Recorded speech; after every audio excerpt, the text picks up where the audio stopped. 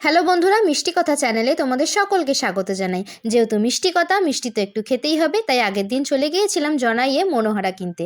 যে দোকানে গিয়েছিলাম সেই দোকানে কোনো এক সময় মিরাক্কেলের মীর এসেছিলেন মিষ্টি খেতে। মিষ্টির দোকানটির প্রত্যেকটি কোনায় কোনায় নানান সেলিব্রিটির ছবি লাগানো ছিল।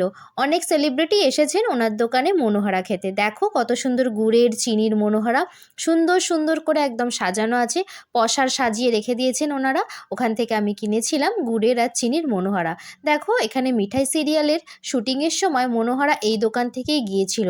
নানান মিষ্টিতে সুসজ্জিতভাবে দোকানটি সাজানো আছে।